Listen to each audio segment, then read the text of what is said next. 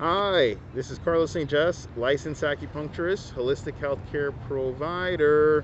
Look like a reporter today, but wanted to speak briefly on arthritis and if acupuncture can help, and what are some of the techniques or therapies I might implement in the clinic in order to help a patient feel better. And I think where we want to start is with a definition of arthritis, right? Going back to square one, as I say. And what is arthritis? It's just basically inflammation of the articulations, which is inflammation of the joints. Articulations is just the medical term for joints, which is the connection between two bones.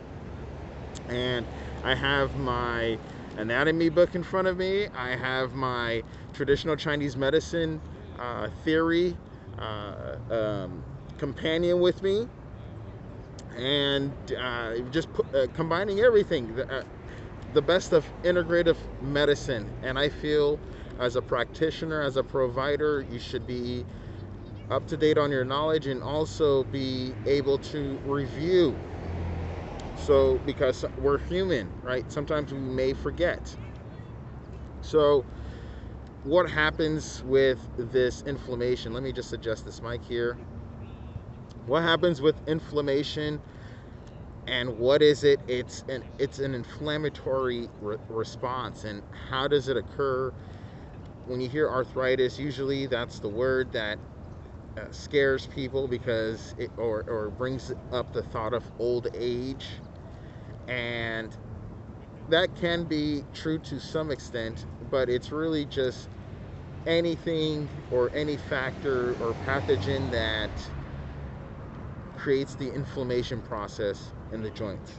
Right? And the inflammation is when the body is trying to repair itself, and if it happens in the sense that it's attacking its own body part, it becomes an autoimmune disorder. But this is not an autoimmune disorder just yet. However, going back to arthritis, what are the therapies and where can arthritis affect? What are the areas? You have everywhere where a joint exists, from the neck to the back to the wrists to the fingers to the knees, shoulders, feet. We're going to get more scientific, metacarpals and metatarsals. It can affect multiple areas here. Just going to move the camera here. So, and even myself, I'll let you know this is not something. This is something that I see clinically, and what I feel, and what I've seen. It's easier to treat someone who has more of a systemic arthritis response in multiple joints, because at that point, if it's one joint, I'm not saying it's easy, right? I'm saying it's if it's one joint, you can put all the focus on there, so you can put all the attention in that one area. If it's two joints, maybe you look at if it's a systemic inflammatory issue, and if it's just kind of all over the body, then you really want to look, and I treat for the entire body in terms of trying to reduce the inflammation response, not just in one particular area. Like, for instance, if you have inflammation in your elbow and it's just there, if you're having arthritis in your elbow and it's just in that area, I'm going to treat just that area. And it just depends on the person and how the condition is treated is revealing itself. And so, through an acupuncture perspective, we do have a diagnosis and a treatment method in terms of how we deal with arthritis in general. Through a biomedical, biochemical approach, biopharmaceutical approach, you're looking at either steroids or non-steroids, which are non-steroidal anti-inflammatory drugs, which you may have heard of. NSAIDs, that's the acronym. Okay, I'll say that once. I'll say that again.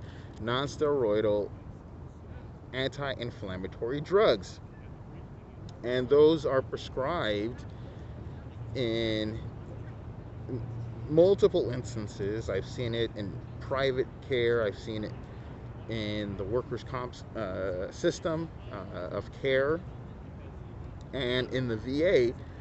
And now I wish I had the data in front of me. I'll pull up some research that you can read here.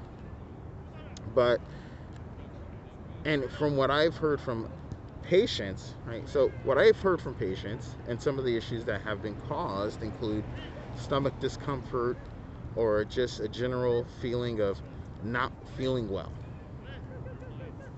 And so patients, not only patients, but patients, doctors, healthcare systems, insurance companies would like to, if you can avoid this, we're looking at, this is why acupuncture is being sought and has been sought over the last 40 years, because it provides a natural alternative to these drugs, which patients can try first.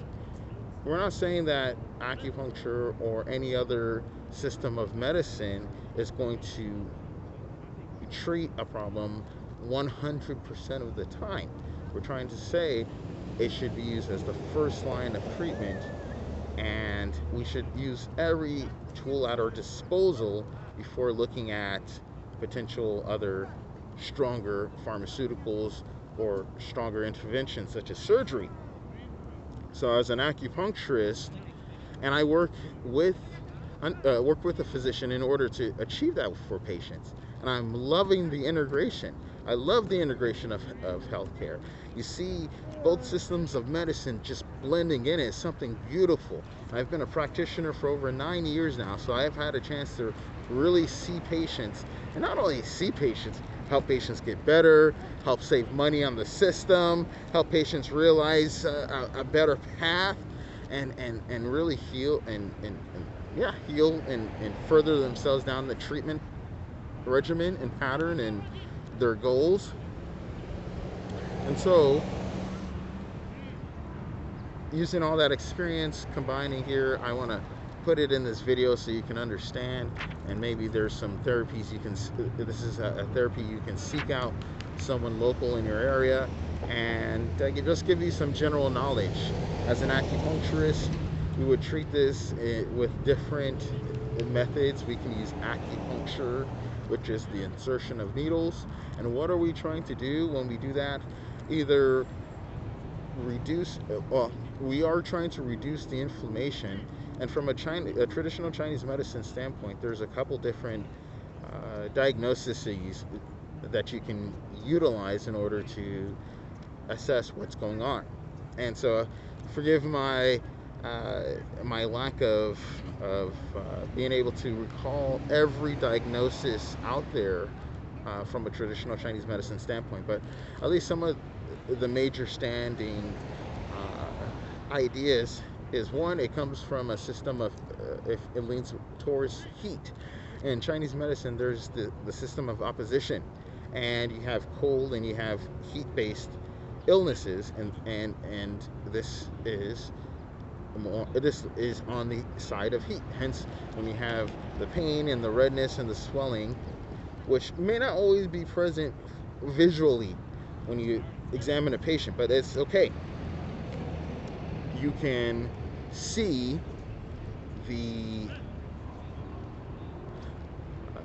you can usually maybe determine the micro trauma, and we know what are the signs of inflammation, right?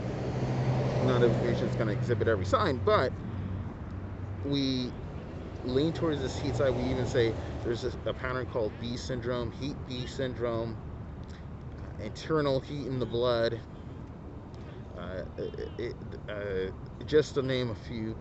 It could be a couple different, kidney yang deficiency, or sorry, kidney yin deficiency. Any kind of yin deficiency is going to cause what we call an empty heat in the body, and that's referring to the undernourishment to be able to quell the inflammatory process, or or to quell the heat that's being created from the inflammatory process, or to quell the heat in the body in general, what we associate with this heat. Now, because of my years in practice, I can translate the meanings and explain what's going on from an anatomical and physiological standpoint, as well through traditional Chinese medicine. This is why I love talking to patients. Patients enjoy speaking with me, I hope. And I try to explain to all patients what's going on. I'll tell you from my personal experience. One time I went into a hospital when I was taking care of my grandmother, and I overheard, I was in school and I was studying anatomy and physiology, and I knew a couple things, and my knowledge was actually pretty extensive at that point. And I heard the attending provider, right, was a physician, but attending provider, say an answer to a patient's question that was rushed and not as well thought out. I think it was just trying to tell something for the patient so that they can just fly it past them, and I understand from that point, like, what am I doing? Understand from that point, so I understand that you may want to try to just give someone anything, but even saying I may not understand, or maybe shortening your answer or something, I don't know. What I gained from that was that I always wanted to give patients and myself understand what was going on and be able to explain it via either anatomy and physiology or through traditional Chinese medicine, or understand even if the science and the studies are there, we have an understanding. And so I thought that was very important and something that I've always learned from. So from a traditional Chinese medicine standpoint, we use the acupuncture.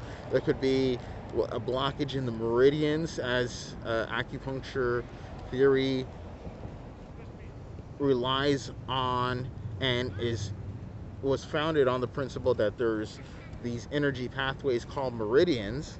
And as we're studying more, we're understanding that meridians are actually, they're not necessarily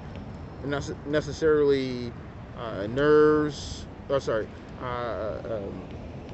blood vessels or veins or arteries, which some can be, right, and may follow in that path, but it's a complex neural network, including the organs, arteries, veins, the nerves, the fascia, right, muscle fascia, and the fascia of the organs, and we're just doing this mapping, and we're trying to figure out what works best.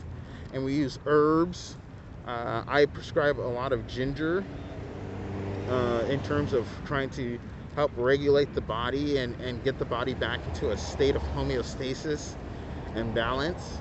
And I'm not recommending that you go and use ginger for arthritis, right? You want to go speak to your practitioner, your provider, your holistic healthcare provider, your licensed acupuncturist, in order to find out if that is an herb that you can take. So after doing an assessment and finding out a patient's history and finding out their background, surgeries, things of that nature, then if I'm confident that there's not going to be any side effects, then yes, I will prescribe ginger. And that does happen with a lot of patients. So herbal therapy, a technique called gua sha, which is where we do create inflammation and some trauma in the area, and then allow the body to heal. Cupping is a great therapy for inflammation.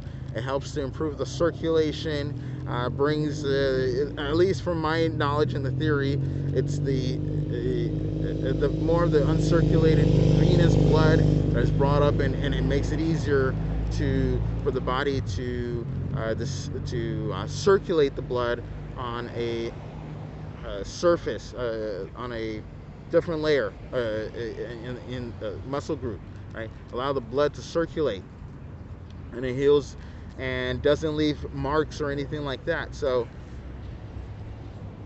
I know this is a lot of information. If you need to replay this, that's a-okay.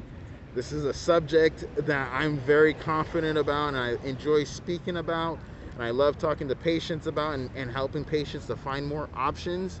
And that's the purpose of this video, to help educate you, so that if you have any questions about the treatment, even if I'm not your practitioner, that you can find a licensed, competent, that's the word I was looking for, more than competent, a practitioner, a trustworthy practitioner that you can work with in order to achieve your health goals. And this is one of the areas, one of the conditions that we can help treat. So if you have any questions, please feel free to leave a comment. Otherwise, I will talk to you soon, and please subscribe to my channel. Carlos St. Just, licensed acupuncturist. I'm wearing my Futsal Kundo shirt, which is very cool. Sweater, representing the martial arts and life and movement. So have a great day and peace.